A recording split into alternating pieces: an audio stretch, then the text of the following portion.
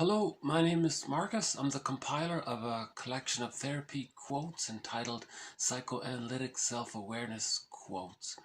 This is TQ 994 to 1000. Therapy quote number 994.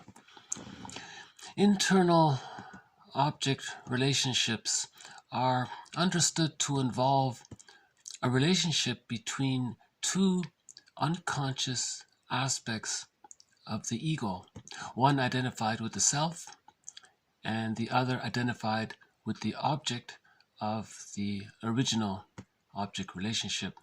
Internally, the client may be in relationship and identified with both mother and infant, both misrecognized and misrecognizing.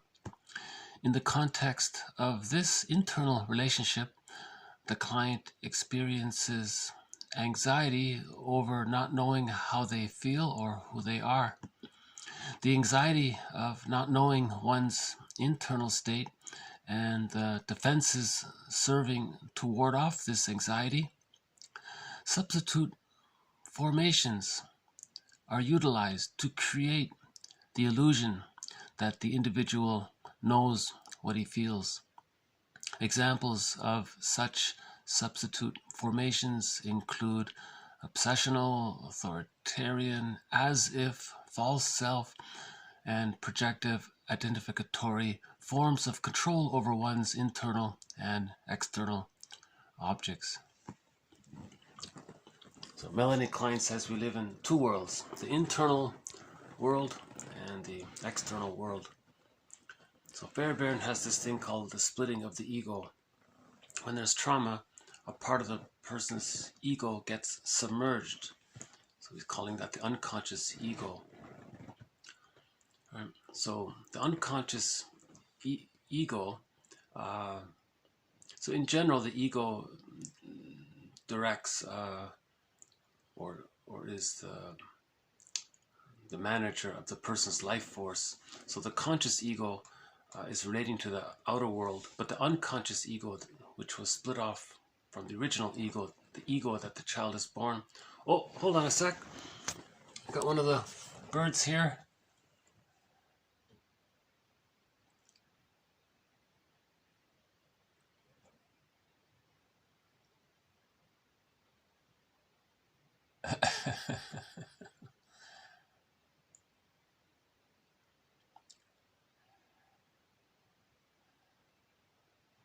They really have a healthy appetite, don't they?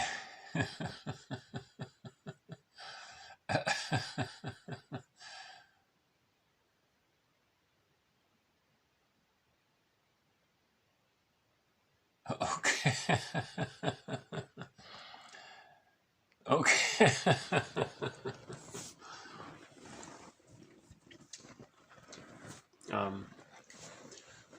So the idea of the internal object relations world. So object relations theory talks about the internalization of interpersonal relationships. So the baby has a relationship externally with his mother and father and so on. He internalizes that relationship, and they are living within in the form of clustered memories. Hold on.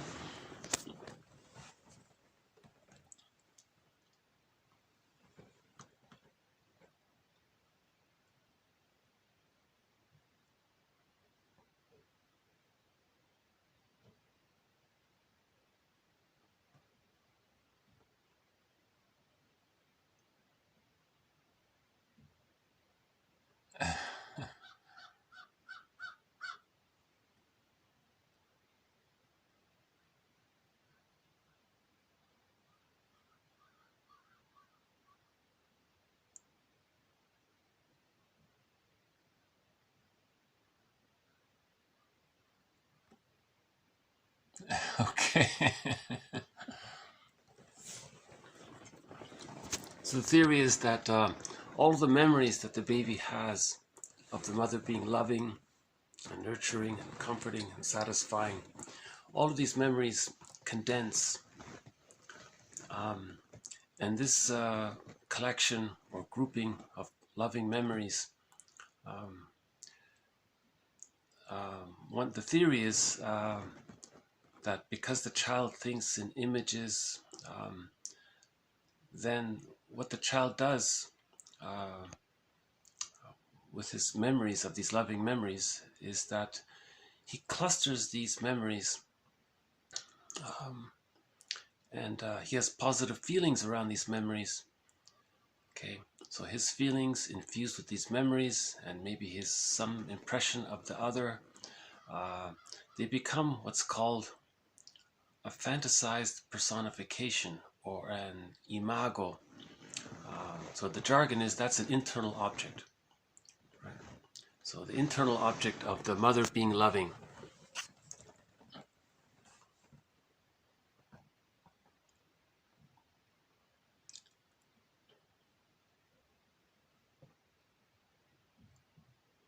Okay.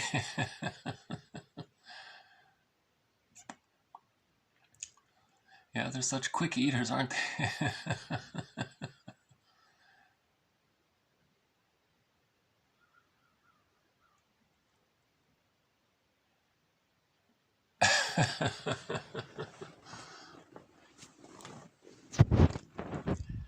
Sometimes they swoop in and land, and they quite powerful and graceful. These birds, you know. So that's an internal object. That's a part of the mother.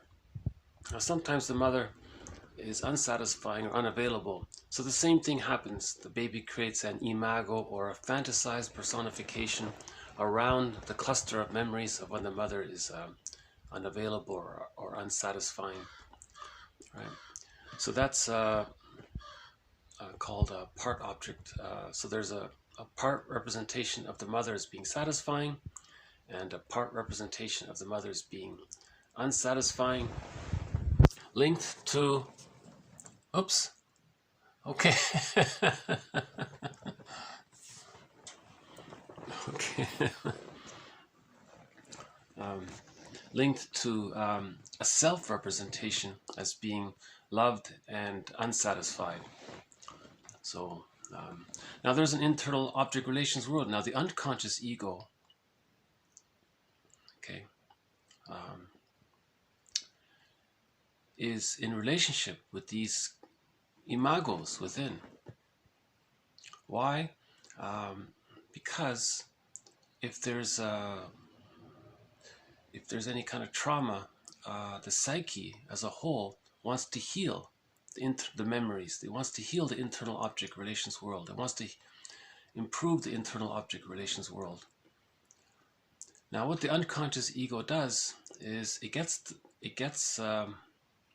able somehow to get the person to see any one of these four characters outwardly.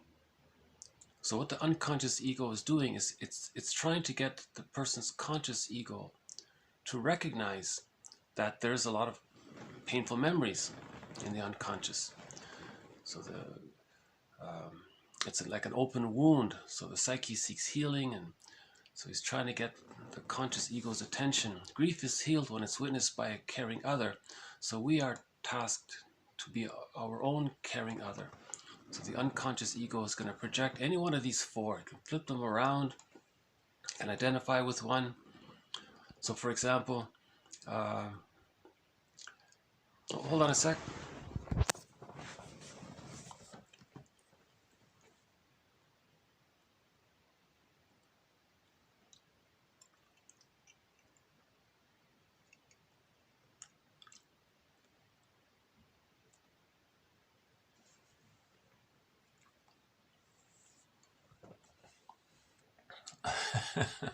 Okay, I'll just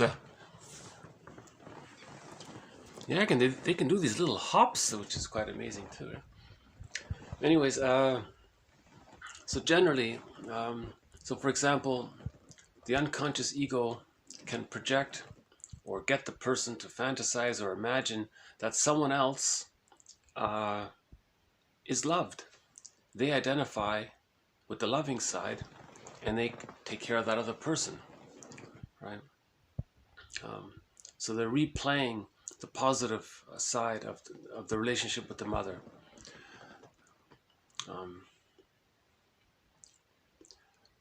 Or they project the loving mother onto others and hope that the other will love them, right? So to continue that relationship.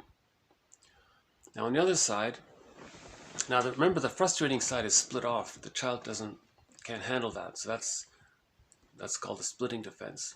He denies the other side, but it's still a part of him, and he's still going to project them. So he may project the devalued self onto others, identify with the aggressor, and then do to others what his mother did to him, to communicate that when he was a baby, his mother did that to him. Or he may project the critical mother onto others, and then now, in the repetition compulsion, think, hey, that person is so terrible. Now they're going to express their annoyance at this other person, which is a repetition compulsion of the baby wanting to express his annoyance and protest against the mother. But when the baby couldn't, because he was helpless, didn't have the motor skills, didn't have the language skills. But when there's trauma, things repeat over and over again. So when he grows up, he's going to try to repeat that scene. So transference and projective and repetition compulsion gone awry is reliving or recreating or redoing the childhood scene in the present to try to get a better outcome, to understand it, to master it, to handle it better. It doesn't really happen after the age of 5, but that's sort of the positive intention of repetition compulsion gone awry. So it can be like Sisyphus. He can spend his whole life doing that.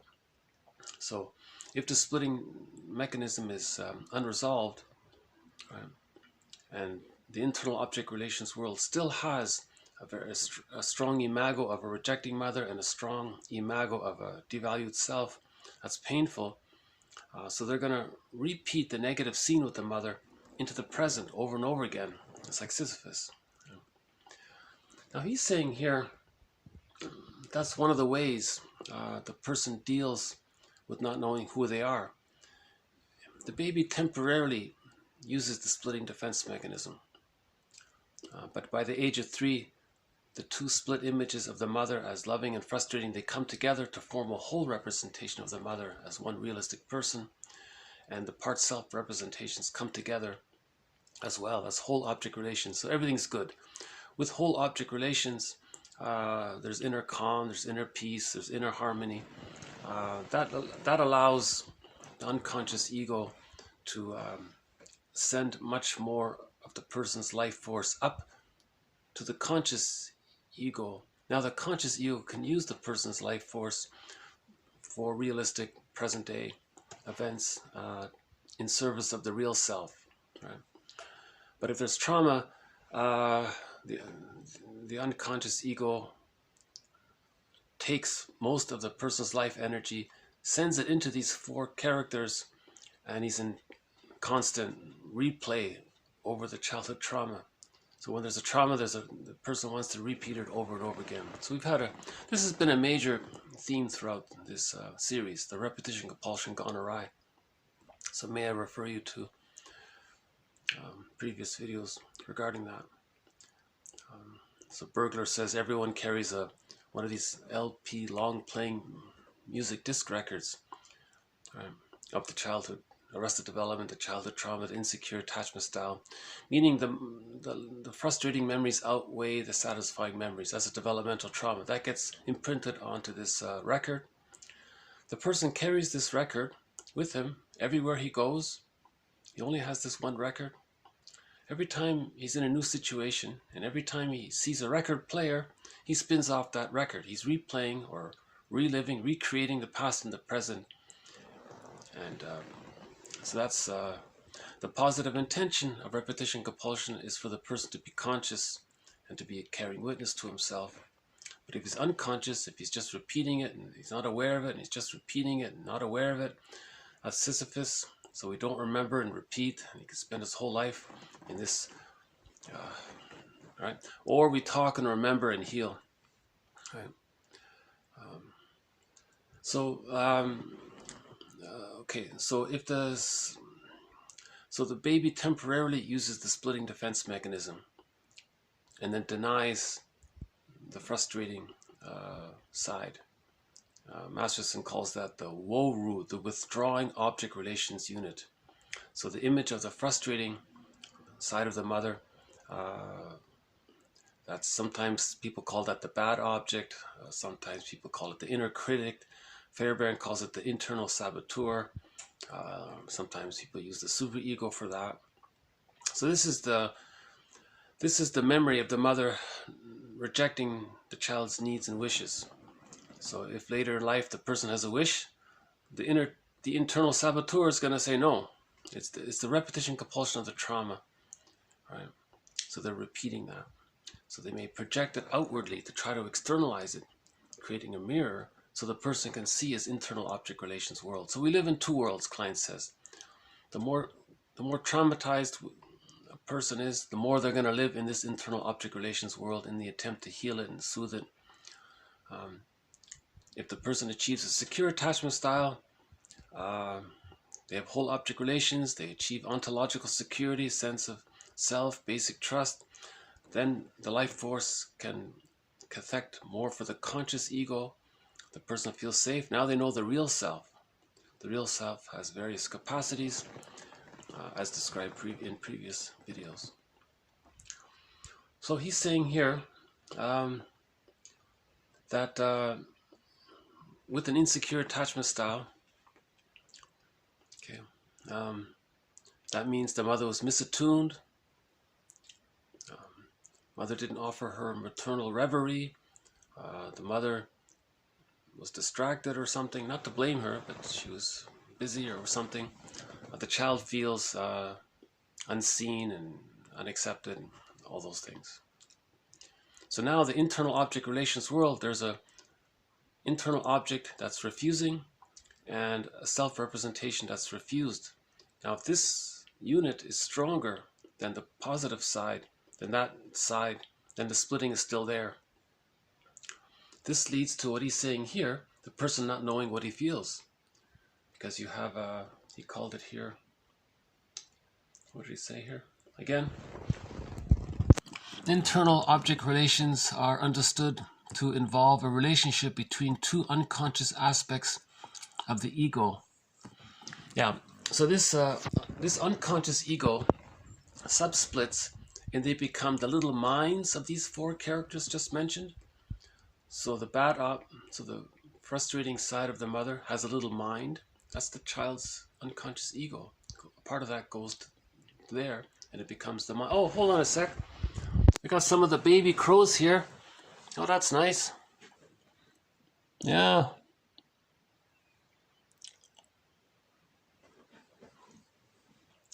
Okay.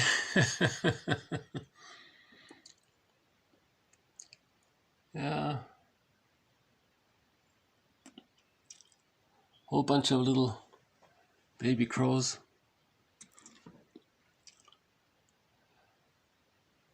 You know, once I had the whole front lawn filled with these baby crows. And there they go. Okay. Oh, some are over there, yeah.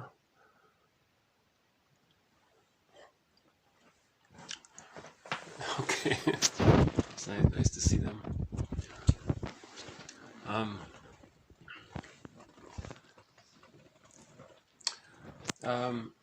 So each of these internal objects, okay, so the loving mother, so that's the goddess. So the baby thinks in exaggerated images, so that'd be the goddess, has a little mind.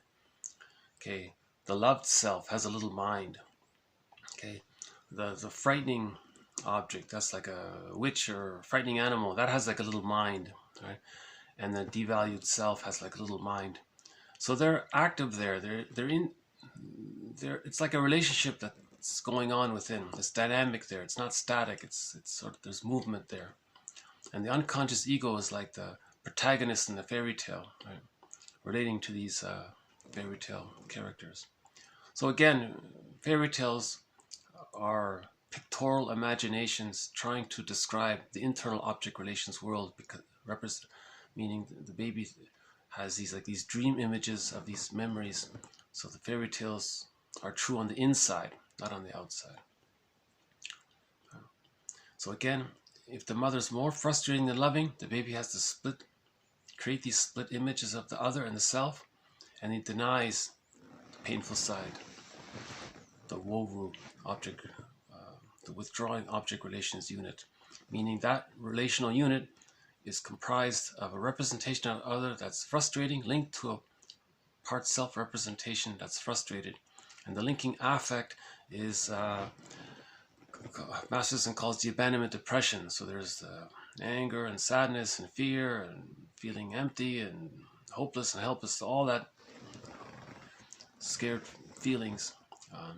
Klein calls it persecutory anxiety, survival anxiety, annihilation anxiety. So there's an immense anxiety. So if the little, 1 week old baby has a need and his mother's not around, he thinks he might be abandoned. So the baby thinks, wow, this giantess in the nursery is not around. She's really terrible. So the image is some exaggerated creature because of the fusion, the baby's feelings are infused into the image of the mother, something like that. Someone said if you can understand the unconscious fantasies, you're healing.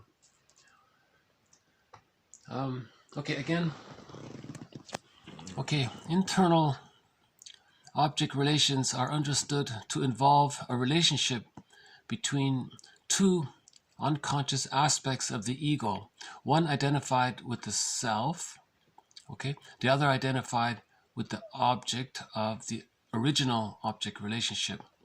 Internally, the client may be in relationship and identified with both mother and infant. So the child internally feels misrecognized, and there's a part of him that's misrecognizing him. That's what he internalized. The mother didn't recognize him, the baby felt misrecognized. Now he's doing that to himself. He's not recognizing himself. In the context of this internal relationship, the client experiences anxiety over not knowing how they feel or who they are. This anxiety, so in response to it, the person may be obsessional or have a false self, as if personality, projections, all these defense mechanisms, and identification with the aggressor, doing to others what the mother did to him. And so then you have all these techniques that we talk about. So this is the point here. The mother didn't recognize the baby. Now internally, there's an inner mother not recognizing the inner self. That leads to the person not knowing who they are, not knowing what they feel, because the mother ignored the baby's feelings. Right? The mother didn't respect the baby as a person in their own right for whatever reason. Right? So that's a concept here. I'm not sure. I hope I'm getting it across somehow. But that's something to consider. So if a person doesn't know who they are or how they feel, it's because this inner critic is still berating them or rejecting them internally. And to deal with the anxiety of this, the person uses techniques. They can project one of these 4 characters outwardly. Fairbairn says the hysteric technique is you project the loving mother onto others and think others are so wonderful, and then you berate yourself. He says the paranoid technique, emphasis on the word technique, that technique is where you project the frightening image of the mother onto others and think others are so terrible, And then there's the obsessional technique where you keep both within, and you want to have everything in hyper order, I guess. Another technique is the phobic technique. You project both the loving mother and the frustrating mother onto others. So then you're fearful that way because you need them, you love them, but you're afraid of them, and so there's that phobic element, the fear element. So this idea, I think this is what Joseph Campbell means in this sentence here. So this is Joseph Campbell speaking in reference to this, I believe. People say that what we're all seeking is a meaning for life. I don't think that's what we're really seeking. I think what we're seeking is an experience of being alive. Okay, but did you hear that? You know, when I first heard that, oh, this guy's, forget it, this guy doesn't know what he's talking about. Of course we are looking for meaning in life. Meaning in life is, let's use Masterson's version of it. When a person has a secure attachment style, they achieve a psychological birth, they have access to the real self. The real self allows the person to know their uniqueness, their unique individual wishes, their individuality. And when they dedicate their life force in expression of the real self, that's meaningful. So there's a lot of joy with that. The real self has aliveness of affect, a wide range of affect. If they can feel, if the situation is for them to be happy, they can be happy. If the situation calls for them to mourn a loss, they can mourn a loss. So they're alive. Their aliveness of affect is there. I think he's referring to this here with the arrested development. If the person's stuck with this arrested development or developmental trauma, they're not really thinking about the real self. At that point, they're looking for, he's got to feel alive somehow. So they're going to use these projective techniques, right? They're going to replay the childhood scenario to feel alive again, to master the trauma of the child losing his aliveness of affect. So the baby lost his aliveness of affect. In the repetition compulsion, the positive intention of replaying the childhood scenario in the present over and over again is to reclaim his liveliness. So that's feeling real. That's what he means, right? So maybe I can catch that again somewhere.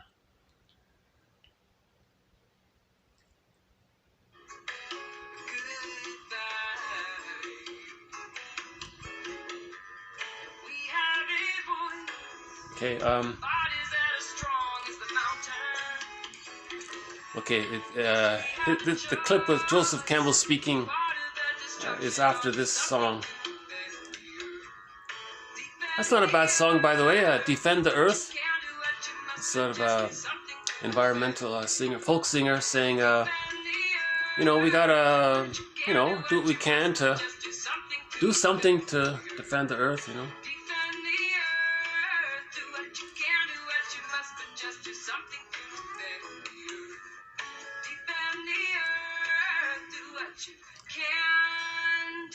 You must just do something to defend. This there's a 30-minute radio program called, I think it's called The Gleanings of the Earth, and this is an episode called Earth, Air, Wind and Fire, I believe.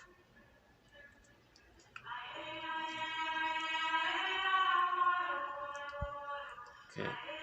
Well, when it comes back, here it is here. Okay, here's Joseph Campbell again.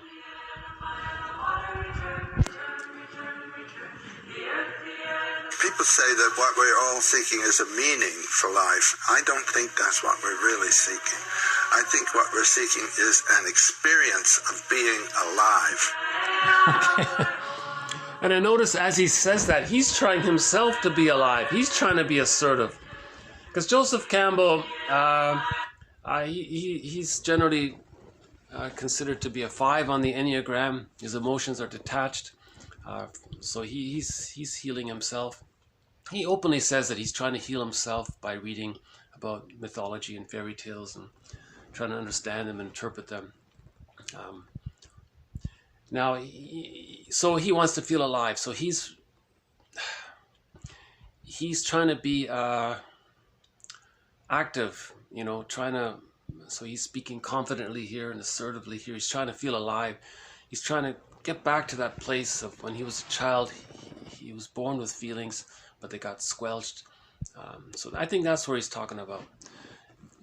Now, eventually, with the aliveness, that leads to the grief process. Okay, so with the aliveness, that means we're going to heal the splits. We're going to face the unconscious ambivalence with the mother. See, he's got a little angry there, how he spoke. I think he's unconsciously trying to say that he's angry at his mother because well, okay, the splitting defense mechanism means that we're unconsciously angry at the mother, but we don't know it. We don't want to believe it, we deny it, it's disowned. And that's the crux of the matter here, to face the unconscious ambivalence with the mother. So for a period of time, for a short period of time, or for some period of time, the person is going to be angry at the mother. That's good. That's facing the ambivalence. That's facing the reality. The baby couldn't acknowledge that. He had to deny it. Now he's acknowledging it. That heals the splits. When the person heals the splits, he can differentiate from the mother. That's called getting the key out from under mother's pillow. It's called differentiation. Now he has a sense of self. With the sense of self, he is very close to, now that's whole object relations. Okay, and after some time with that, he can achieve ontological security and access to the real self. And with access to the real self, then he feels the meaning and the aliveness there. So there's two feelings of aliveness. There's this more early aliveness needed to mourn the loss and heal the splits and differentiate to achieve the psychological birth. Then there's the aliveness from the real self. It's more moderate. It's calm, but it's alive. It's that kind of thing. Okay. Okay, I'll just do the next part here.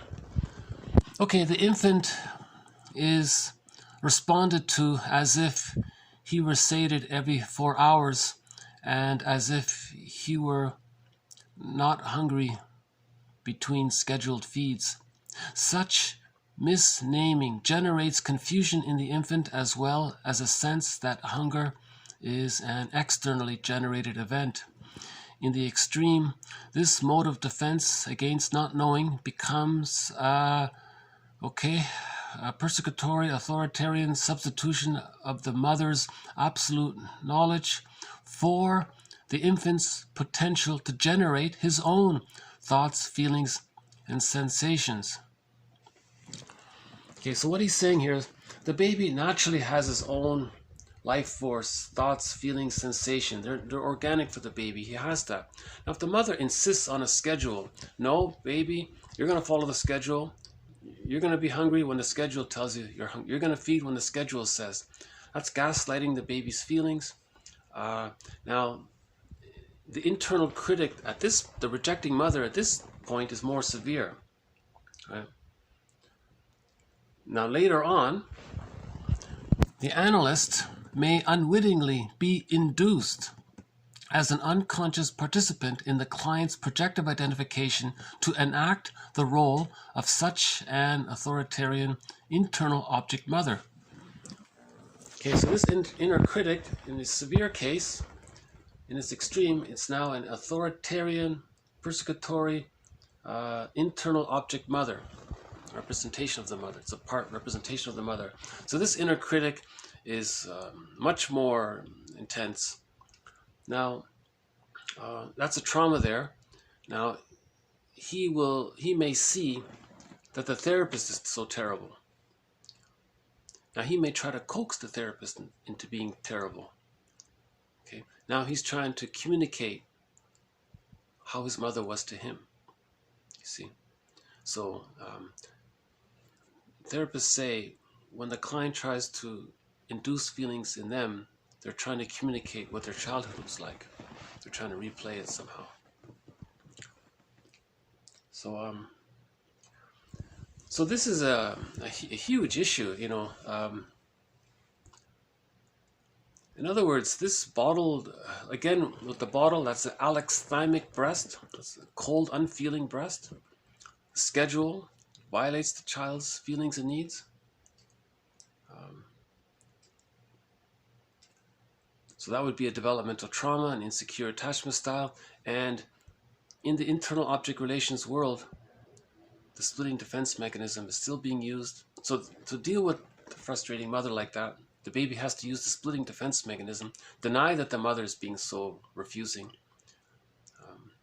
ignore it, so he can attach. So one version of splitting is that he separates the feelings around his mother and his need for the mother, and he separates them. So he has his attachment to the mother because he needs the mother, but he splits off the feelings around and denies it. So the baby's ingenious that way, to use the defense mechanism splitting for his survival because he has to feed. Otherwise, the baby can't feed if he's terrified of his mother. How can he feed if he's so scared? If he's naturally so scared of his mother, he doesn't want to feed. He wants to fight her and run away from her or something. But he has to feed. So he deludes himself. It's like a primary delusion almost. Now, if that's still there, if that's not resolved by the age of 3, later on, they're going to project the frustrating mother onto others and think badly of others. Or they're going to identify with this frustrating authoritarian side of the mother and then do to others what his mother did to him. Right? That's called identification with the aggressor. So they're repeating, they're replaying, they're in this blind alley repetition compulsion of repeating that arrested development, that scene of the mother following the schedule. No, baby, you're not hungry. No, baby, you don't feel this. No, baby, now you feel this, baby. No, baby, now you follow this. So this is authoritarian attitude from the baby's point of view. Then he may identify with that in the future and become like that to others in the future. To communicate. He's doing that in order to communicate that when he was a baby, his mother was like that to him. So when someone is being negative towards others or harsh towards others in some way, they're trying to communicate that when they were a baby, that's what the mother did to them. So that's a key concept here. So this is called the mirror defense. The person is creating a kind of mirror by externalizing it for the conscious ego to recognize it so he can heal his internal object relations world. Grief is healed when it's witnessed by a caring other. Right? So we are tasked to be our own caring other. We do that by owning our projections, examining why we have these strong attitudes, and so the therapist would help in that process. Okay, so related to projection and coaxing the other to take on a role. Okay, projective identification. The subject behaves in such a way as to elicit from another person affects and self-images that are projected. Thus, the projector can feel that he has actually put something of himself which he denies into the object. Okay, again, the person doesn't want these memories of the mother being so rejecting. So they fantasize that the other person is a very rejecting person, and they identify in their mind that that person is a rejecting person, and if possible, they want to coax that person to take on that role. Okay, so they get some stress relief from the fantasy of externalizing what's internal through the vicarious identification that someone else is acting out, that it's not in. In other words, if they think it's out, then they can sort of think it's not within, but it is within. So it's just a temporary thing they're doing. They're not healing, they're just feeling better for the moment, but they're not healing. They're not facing the splits. To heal the splits, the person has to forgive the parents. Recognize that when they were a baby, the mother was more frustrating than loving. Forgive her. And we've had videos. Yesterday's video was about forgiveness as well. We've had a number of, that's been one of the main threads in this series about forgiving the parents. That's been an ongoing thread throughout this series. We've had some examples about that. So once we forgive the parents, recognize that they were caught in their existential dilemma, we heal the splits, we differentiate, okay, then we heal as well. Reparation of the other leads to reparation of the self. Forgiveness and the willingness to be happy are the same, someone said. Okay, an extension of this. Okay, the projector and projectee marital pairs, okay, in marriage, right, unconsciously match up based on valencies or frequencies for identifying with each other's projections. Husband and wife connect according to unconscious complementarity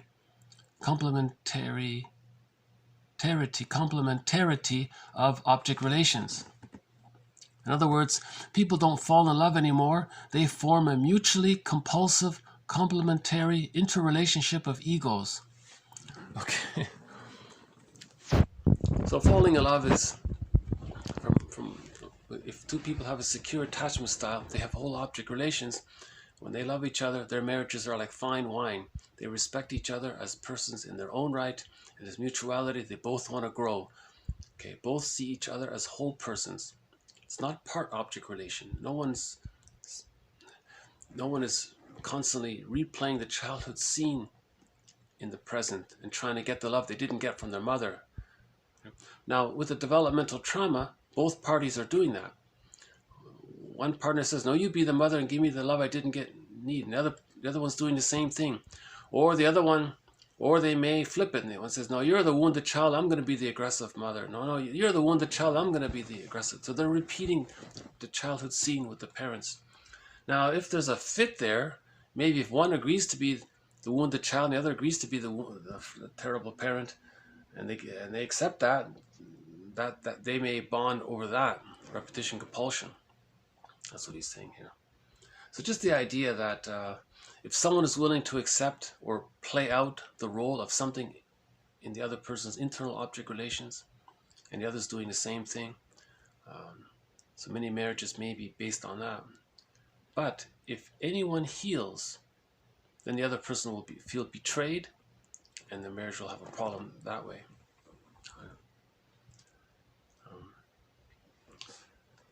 Okay, let's move on. So let's, this next one's on eating issues. Okay, clients with a wide range of eating disorders regularly report that their overeating or refusal to eat has nothing whatever to do with the experience of appetite. These clients are rarely able to generate an emotional, psychological state that they can correctly recognize as an appetite for food. The psychological difficulty underlying the inability of these clients to generate appetite may affect their ability to, later on in life, identify their desires in other areas of life, for vocation, hobbies, relationship, their studies, etc. So he poses, Ogden here poses the question, let's say the mother rejects the baby's desire to be in touch with his natural food appetite. That got rejected. So the baby had a desire for food, mother rejected it through the forced scheduling. Can we say that trauma of having the desire for food rejected, does that get displaced and transferred on to other desires? If later on the person wants to know what work they would like, can they? Or does that trigger the memory of what happened when their first original desire in life got rejected? So that's a question. Now, it could be a logical fallacy. Just because the child's desire for food got rejected doesn't mean his desire for other areas will get rejected in his unconscious. But the theory is, in the internal object relations world, there's an internal saboteur. There's an inner critic there. Every time the child has a desire, the template is, every time the child has a desire, the inner critic will say no. Right? So the person wants to know, what hobbies does he like? He doesn't know. What relationships should he get in? What should he study at school? He doesn't know. He doesn't know. So he's not allowed to have a desire because the template, the imprint, right? The script, the schema, the original, right? What got recorded on the record there was that if the child has a desire, the mother will say no. That's the script, the template. So later on in life, if the child has a desire for whatever, anything, that's an extension, that's a repetition compulsion of the original desire being rejected. So he may not know what he wants to do in life or what to study. Does he like this hobby? He doesn't know. Does he like that hobby? He doesn't know. Because, again, think about it. If the baby has a desire for food, a desire to be comforted, a desire to play maybe, a desire to have contact with his mother, a desire to be himself, and the mother accepts all that. That's the template. Now, in the internal object relations world, there's an image of the self that feels it's okay to have desires, and there's an image of the other that welcomes it and supports it. Okay, that's the template. So now, later life, he can have a desire to build an extension on his cottage, and his memories, that's okay, I can do that. He likes that. But if the feeding experience was traumatic, he doesn't know if he wants to build an extension on his cottage deck or whatever it is. He doesn't know what he wants to study in school, that kind of thing. So just to be on the safe side, my goodness, just to be on the safe side, why don't mothers breastfeed, number one, and respect that the baby is a person in their own right. Respect that they come out of the womb too early, that it's the mother's job to offer an extended womb. In the first few months, that's an extended womb. From birth to 6 months during the stage of symbiosis, that's an extended womb. Everything the child needs, the mother must unconditionally meet that, as if the baby's still in the womb. Okay? And then at 6 months, the child can differentiate out of the symbiosis. Okay, now there could be little frustrations, but not too many. Okay, so the child will naturally develop his confidence as he gets to know himself. But he can't get to know himself if he's too frightened and he's clinging to the mother. He can't get to know himself if he's too frightened. The child needs enough love from the mother to psychologically differentiate. So, and a previous quote said, it's not the amount of milk that the mother might have available. It's the overall motherly experience of the bond, the care, the witnessing of the mother. She offers her maternal reverie. She's considerate to the mother. She's holding the baby warmly and safely. So it's the overall gestalt of the mothering experience. That has to be good enough. But the feeding is a major part of it.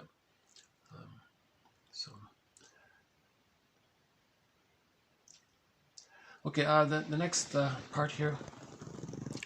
In analyzing clients who have chosen to come to us, we choose to enter into their psychodynamics and conflicts and archaic mental states and recognize in them variations of our own. I thought I would add this to our collection of quotes on empathy. That's another thread in this series, empathy. To stand in another person's shoes without judgment, to stand in their shoes, not just walking. You can walk a mile if you can. If you can't do that, just stand in their shoes for a while. You know? So he's saying it's a variation. The clients are just as a variation of what we're doing. So we're very similar that way. You know? Sometimes it's just a question of degree. We all project to some degree. Burglar says we're all neurotic to some degree. Maybe we're slightly neurotic, or maybe we're more highly neurotic, but we're all neurotic. So we're all a lot in common that way. Okay, the next one here. Situations should be interpreted in terms of object relationships, including, of course, relationships with internalized objects. Life force striving should be represented to the client as ultimately dictated by object love and as, therefore, basically, if not superficially, it's good. Life force is object seeking, that's good. Life force badness should be related to the cathexis, or the attachment to the bad objects, to the inner critic. Guilt situations should be related to interpretation to, quote, bad object situation. So life force is good, life force is object seeking. If any time we think that the life force is gone awry and we say it's bad, it's because of the trauma of the mother being so frustrating and too much of the life force got injected into, or the person is overly cathected to the inner critic. So when that person is active, we can say that he's doing life force badness. He's being critical and doing to others. Again, the mother putting the baby on a schedule, that's going to cause that internal object being like that. Okay, so Fairbairn's most famous axiom is life force is object seeking. The baby wants to bond. That's natural. If he gets the love, he's healthy, everything's good. The hate comes when he's not getting the love. That's all hate is. Hate is only in response to not getting the love. Okay, the next one here. Okay, transference tests occur when the client believes inaccurately that he is being treated in the present as he was in the past, or assume that he will be treated so if he acts in a particular way. The client may also act in such a way as to provoke this historical reaction in the therapist. Alternatively, the client may test the therapist by treating him in the way she was originally treated. So this refers to the first stage of the therapy process, that the client wants to test the therapist. Is he safe? Does he know what he's doing? So he's going to test him. How is he going to test him? He's going to first expect that the therapist will be just like the refusing parent, and then he'll try to coax the person to be the refusing parent. If the therapist is the refusing parent, he failed the test. Or he'll flip it. The client will be the refusing parent and then devalue the therapist. Now, how does the therapist handle that? That can determine if he passes the test.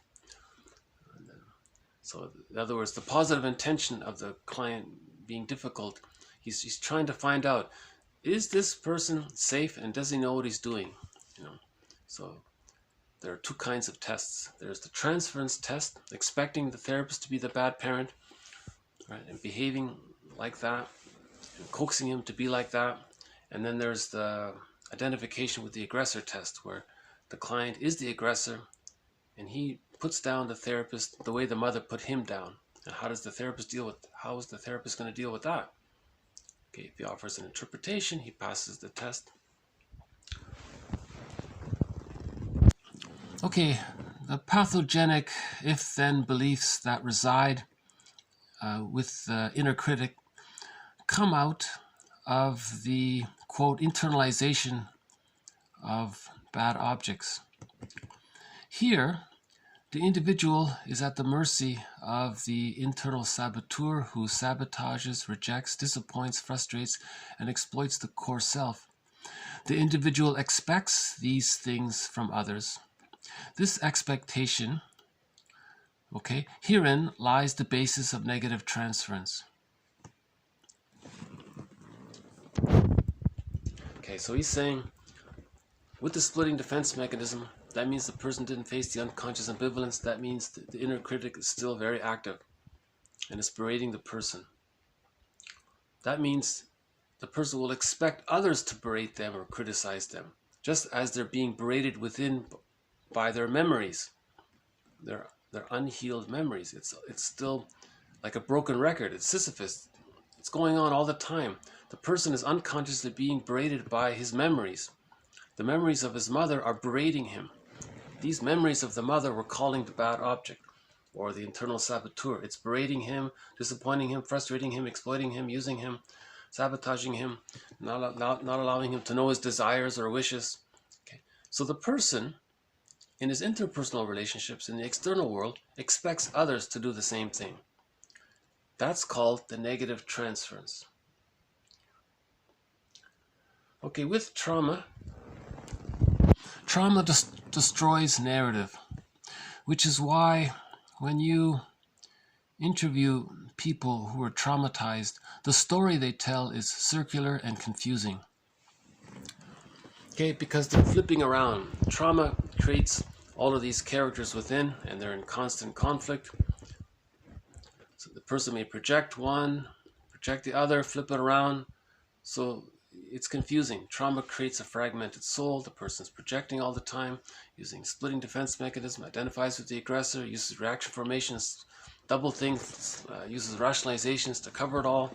He's trying to heal this internal object relations world. So she's saying, yeah, if a person's traumatized, it's hard to get their story. It's very confusing. Who are they talking about? Who are they pretending to be? Are they in the role of the refusing parent? Have they just projected their own inner child onto me? Or is it flipped? Or and you see, now, what further complicates things, this unsatisfying mother gets subsplit into the enticing mother and the rejecting mother. So now you have another internal object, the enticing mother. So if the client is accusing the therapist, you're being too attractive. What are you doing here? Or she flips it. She tries to overly charm and be alluring to the other person. Okay, to say that when they were a baby, the mother promised to meet the needs. The baby was tantalized or allured in thinking that he was going to get his needs met. Now in the repetition compulsion, the client may be alluring and tantalizing to the other person. To say that when they were a baby, that the mother promised to meet their needs, but the needs didn't get met. That kind of thing. That quote there from Kirsten Wilson, she gave a wonderful speech. Highly recommend it. I mentioned it earlier. It's called "Ooh My Soul." She's a theater director, artistic theater director. She gives stage plays, and she uses therapy in her theater work.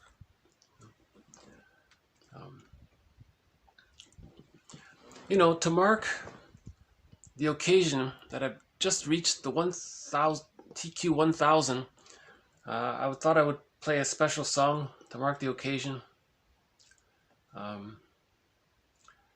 So here's a wonderful singer from Malaysia.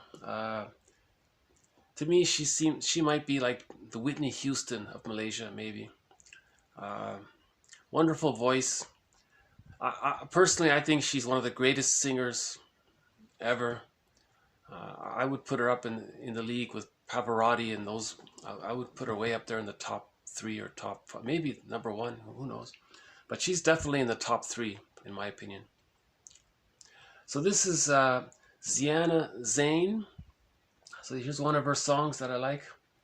Just to mark, I just want to celebrate. I've reached 1,000 quotes. I want to celebrate. Congratulations, Marcus. You reached 1,000 quotes. So let's celebrate with a wonderful song here. So this is, the song is called Anggapan Mu. Don't even know what it means, but hope you like it. Here it is.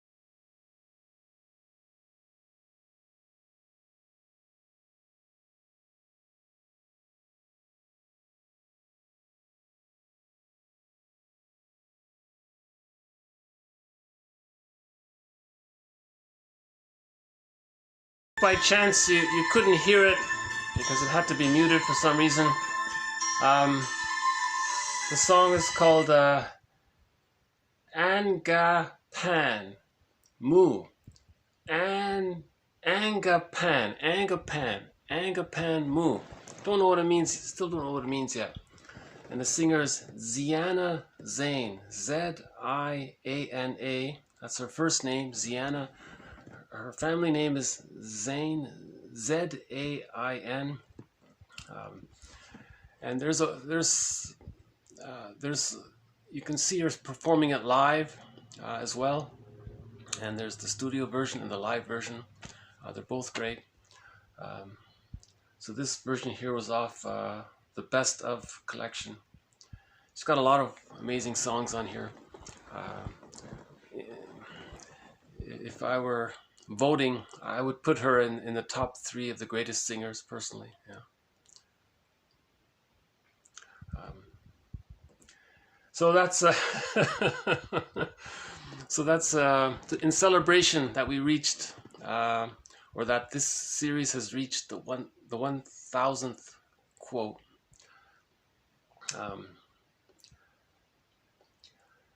Okay. A major thread in this series is this obscure, a little bit confusing idea of internal object relations world. So internal object relations theory means the child internalizes his interpersonal relationships, his external relationships, he internalizes it, and they're alive there. If you had a painful childhood, it's alive within painfully, and it keeps on going like that. It's going to constantly try to heal, and it does it by projecting onto others to see if it can heal the internal object relations world. So if we're aware of this, okay, through these models, so we've got Fairbairn's model of the endopsychic structure, we've got Masterson's model of the relational units, we've got Burglar's model of the 4 steps. Okay, we've got Margaret Mahler's model of from biological birth to psychological birth at the age of 3. So they're not coincident. They're not coincident in time. Biological birth and psychological birth don't happen at the same time. Okay, so we've got Karen Horney's support. She always says, we're humans, and we're using these psychological maneuvers to deal with the pain of not getting our needs met when we're a baby, and that's an open wound that becomes a repetition compulsion. The psyche seeks healing, right?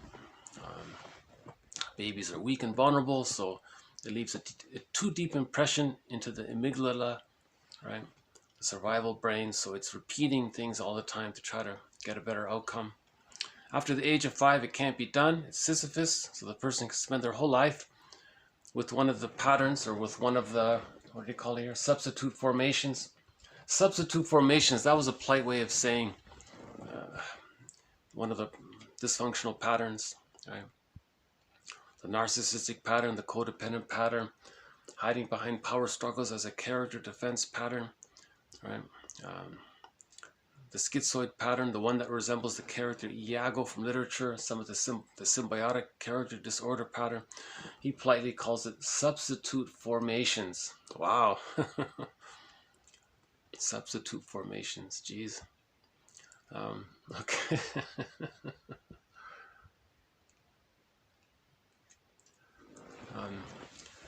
So if we heal the internal object relations world, we're good. But we have to become aware of the internal object relation. How do we conceive of this internal object relations world? Well, prejudice is a sign that the splitting defense mechanism is still being used, right? Projecting a lot as well.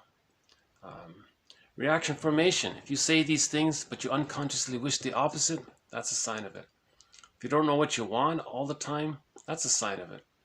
That means you don't have access to the real self. The real self clearly lets the person know what they like and what they enjoy. The real self allows the person to know their unique wishes. If the person doesn't mourn losses, that's a sign. Okay, That can lead to, not mourning losses can lead to complicated grief, aggravated grief, prolonged grief, delayed onset of grief, chronic sorrow, pathological nostalgia, melancholia. That can lead to the symptoms of PTSD. And that can lead to, as one person said, to becoming a curmudgeon late in life. They're stingy, miserly, petty. You're still in this battle with the mother all the time. They couldn't mourn any losses. So that's stress on stress. So not being able to mourn a loss means the person did not get a secure attachment style. The baby needs a secure attachment style to later on be able to mourn losses, because with a secure attachment style, you achieve a sense of self, ontological security, access to the real self. It's the real self that allows the person to mourn losses. If the person doesn't have access to the real self, they don't mourn losses. So there are several ways of recognizing if we have an insecure attachment style. We can read the Enneagram, okay, the 9 characters there. Now, there are 9 descriptions reflecting the insecure attachment style, and there are 9 descriptions reflecting the secure attachment style of those 9 types. Okay, so ideally we read the Enneagram, recognize our parents, recognize that maybe they couldn't really be that maybe they weren't mothered and fathered, and that's why they couldn't be a good enough mother or father, because they weren't mothered and fathered. So we forgive our parents. We recognize that the parents may have had prenatal distress syndrome. Okay, birth trauma. This trauma with the feeding, this forced schedule thing, that's a trauma for sure. Because the mother is constantly negating the child's feelings, negating the child's identity, negating the child's who he is. The mother's completely objectifying the baby. So that's a developmental trauma. So the parents may have had intergenerational trauma, meaning that their parents received an insecure attachment style. So their parents, in other words, the grandparents, didn't get mothered and fathered properly, because they're, in turn, their parents, the great-grandparents. So intergenerational trauma, we've been saying all along, is the transmission of the insecure attachment style. So the grandparent received an insecure attachment style. When she had a child, she didn't know how to offer a secure attachment style. So that child had an insecure attachment. Now, repetition compulsion, they're going to repeat that. Sometimes it's as if they're telling their baby, look, baby, I didn't get a secure attachment style, so I'm giving it to you, to communicate it to you. Whoa, why are you doing that? Your baby can't respond to that. So that baby grows up and does the same thing. So we heal intergenerational trauma, okay, when we talk, remember, okay, reflect, be a caring witness, forgive, differentiate, heal the splits, mourn, achieve the psychological, then we heal intergenerational trauma. Then the person can offer a secure attachment style. Then those children, when they grow up, they can offer a secure attachment style, and so on. So you have the secure attachment style. It's a huge concept, because one survey says that 50% of the people in North America, I'm assuming he meant all of Turtle Island, all of North America, have an insecure attachment style. That's huge, you know.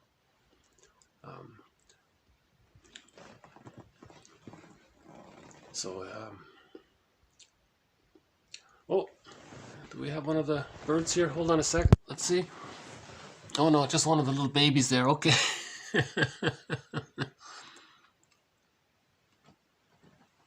Oh, there's a couple of there.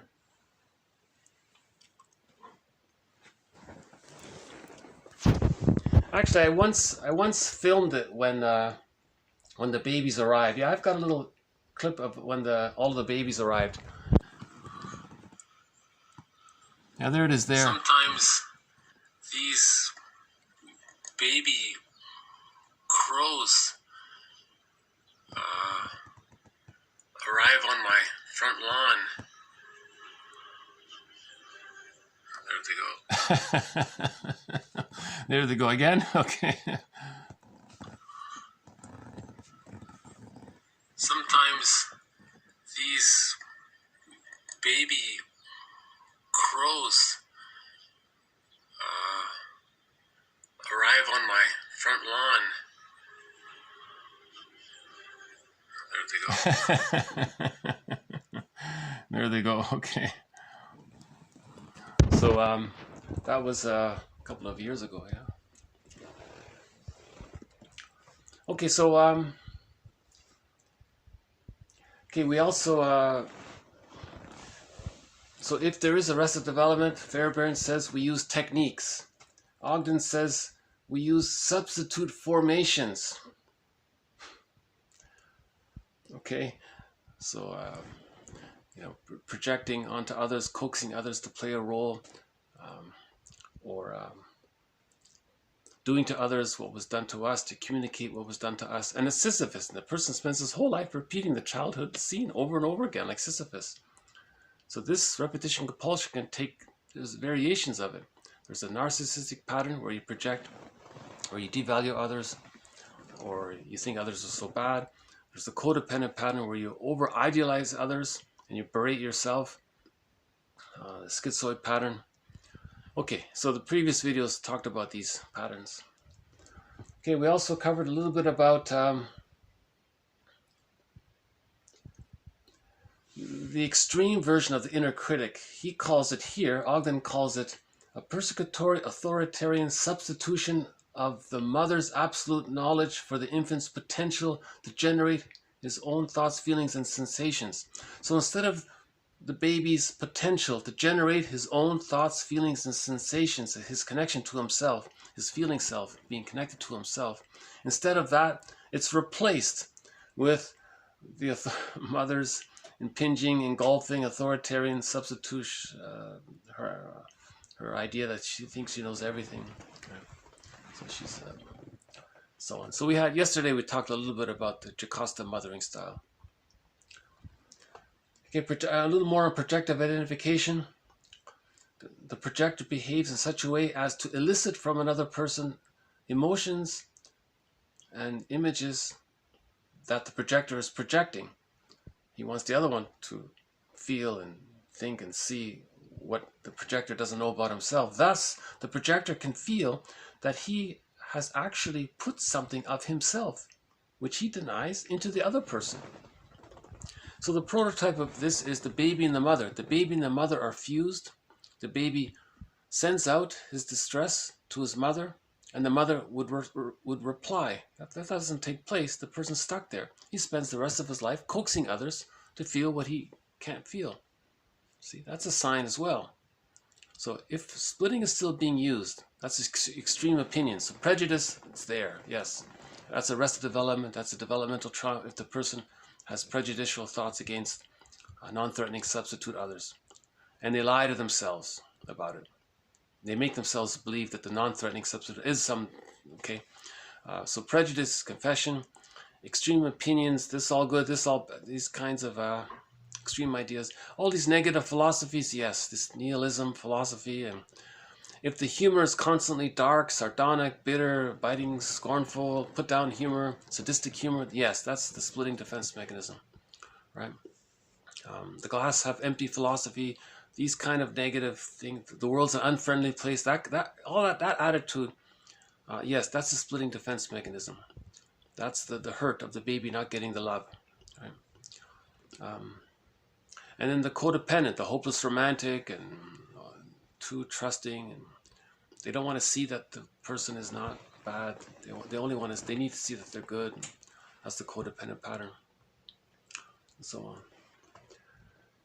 Okay, so if two dysfunctional people get together, the relationship is based on one agreeing to play the externalized, fantasized projection of the other person. Does that make sense? Yeah. Something like that. Okay, and Ogden again, he's saying here about the eating disorders. Okay, he's saying that maybe, what if the child's wish to know whether or not he's hungry or not, whether or not he's cold or not, to know his feet, if that gets squelched, maybe in later life that gets transferred into other potential desires that the person would normally have. Desire for vocation, for hobbies, for relationships, to know what to study. Interesting question.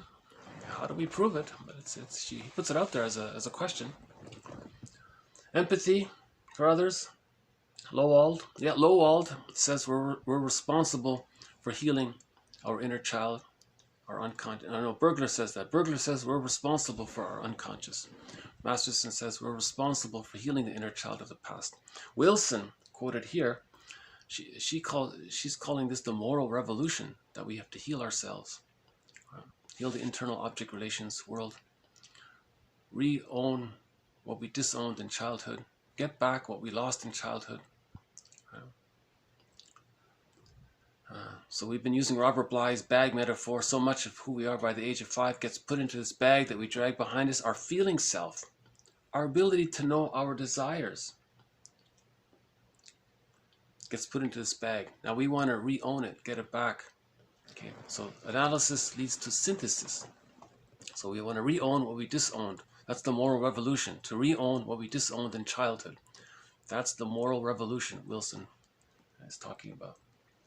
Sometimes we call it the mental hygiene movement. You want to own your projections. You want to get back what you lost. That's psychological, emotional health. Right? So the mental hygiene is the activity of doing something to become healthy.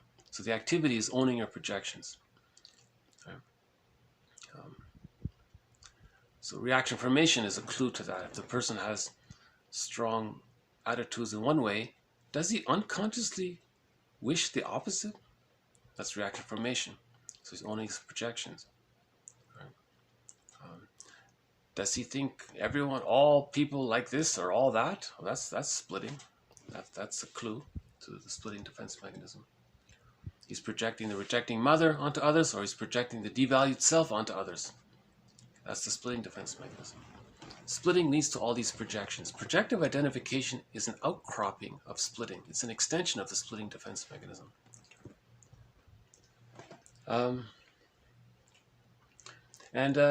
Fairbairn emphasizes life force is healthy, it's good, it's object seeking. Okay. Now, if that goes awry, if the person's life force is doing something negative, that's in relation to the inner critic. The inner critic is the cluster of memories, the condensation of memories of the mother when she was frustrating. That's a trauma, and energy's in there. So anything that comes out of that, you have to understand that negative activity is coming out of that internal object, that bad internal object. Guilt also is in relation to this bad internal object. Right? Okay, this idea about testing. Yeah, there's a book called Hidden Guilt. A very good pocketbook, a little tiny self-help book called Hidden Guilt. Originally it was called Invisible Crimes. Now it's called hidden guilt, the unconscious guilt. Because the baby thinks he committed a crime, that's unconscious guilt. Okay, that's the frustrating mother disparaging the child. That's the memories of that. Now, remember, the more frustrating the mother is, the more the baby needs the mother. The more the baby's going to bond to the mother. Now he's loyal to the mother. How does he be loyal to the mother? He has to be bad. That's the unconscious guilt, to preserve the loyalty to the rejecting mother. So Robert Bly says, get the key out from under mother's pillow. He means decathect your life force from the rejecting internal saboteur to the self-representation. But to do that, you have to acknowledge it. You have to face the unconscious and build it. Then you can decathect. Then you heal unconscious guilt. That's a very good book.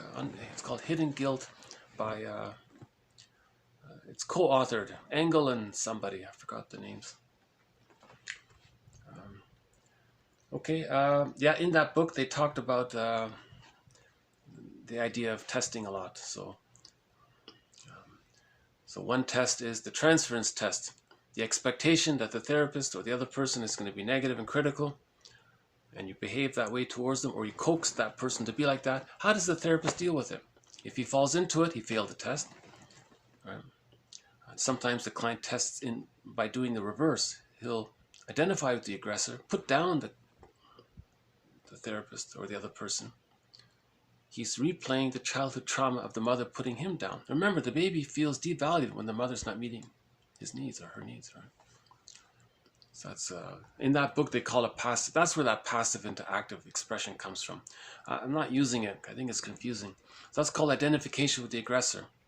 So the mother devalued, objectified the child. The child can't handle that pain. To cope with the pain, he identifies with the aggressor. And then later on, he does to others what his mother did to him. And he does that his whole life. That's the narcissistic pattern, the hostile, provocative attachment style. That's all those other patterns we talked about come from there. Okay, again, this idea of negative transference. If if the internal saboteur is berating us inwardly, then we believe others are going to be unaccepting towards us. That's called the negative transference. And if a person's trying to find their narrative and it's very confused and circular and the person doesn't know, that's a sign of trauma as well. Sometimes the person doesn't have any narrative. There's complete childhood amnesia. They don't remember anything prior to the age of grade 2 or 3 or something like that. They don't remember. That's a sign of trauma. If you don't remember grade 1 or ideally you would remember junior kindergarten and senior kindergarten and grade 1 and grade 2. You would remember it. If you're too frightened, you can't remember. You're disassociated. You can't remember it. So if you don't remember junior kindergarten, the person was traumatized. Chances are. That's the theory. Anyway, it's a theory. So again, Robert Bly, all throughout this series, Robert Bly in the backdrop. I wish there were a sign behind me that said, from Robert Bly, 30% of what you're hearing or what you're about to hear is wrong. It's up to you to figure out which 30%. Yeah, that's a good idea. So can I ask anyone who's watching any of these videos to imagine that there's a sign back here saying 30% of what you're hearing is wrong. It's up to you to figure out which 30% is wrong. That 30% figure, I'm just borrowing Robert Bly's idea. Could be more, could be less. Again, the viewer has to decide. It's completely. So again, the role of the therapist is to teach. So by the way, disclaimer, I'll mention it again. I've mentioned it a few times already. I'm not a therapist or a professor. I'm the compiler of these quotes. In one of the quotes, the author said that the therapist's job is to help the other person to be his own therapist. So in the 70s, the slogan was, be your own best friend. Now, 2021, we're saying, be your own therapist. Or be your own existential detective. It's not enough just to be your own best friend. That's great, but you got to go deeper. Be your own therapist. So that's being your own best friend 2.0. You got to be your own therapist. Right? I have this fantasy of a book called How to Be Your Own Existential Detective, based on that movie. There's a movie called I Love Huckabees, a comedy movie. The therapists in that movie call themselves existential detectives. I like that. And there's a good example of an interpretation in that movie, as mentioned before. The theme song for this series is Windmills of the Mind. So I'd like to think that each quote, each therapy quote is a windmill of the mind, a thought for the mind. Hopefully it's adding some circulation and knowledge. Hopefully it's stimulating awareness of ourselves. And so it's a great song. So I'll just end with the theme song here.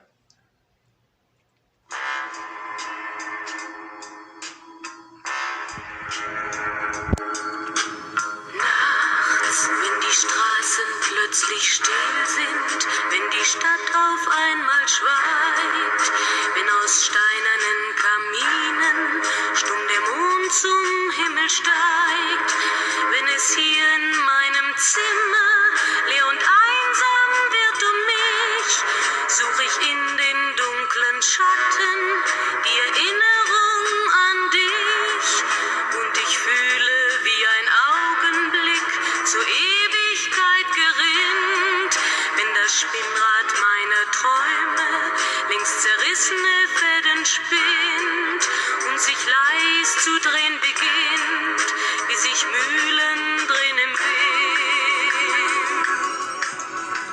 Okay, so thank you very much. This has been TQ 994 to 1000. In the next video will cover TQ 1001. So when that's done, okay, hold on a sec. Oh, look at that. We got one of the seagulls there. No, we missed him. So, he didn't appear on the camera, I don't think, but a seagull made a quick flyby there. So yeah, the next video will be TQ 1001. I'll try to do something a little special for that one. I think at that point, this collection is entitled 1001 Windmills of the Mind. So the next video will be the 1001st TQ quote, therapy quote. So I'll try to do something special there for that one.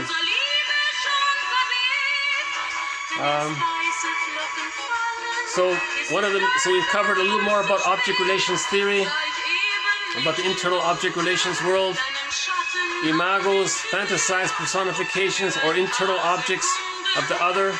The other can be frustrating and tantalizing, satisfying. The self-representation could be devalued, enticed, or satisfied and loved. The idea is to heal all this, to get to the point where there's an image of the other as whole, image of the self as whole. That's inner peace.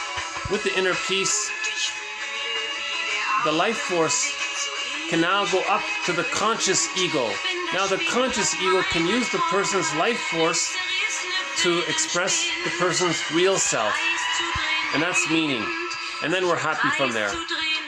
Then the bluebird of happiness appears, the blue jay.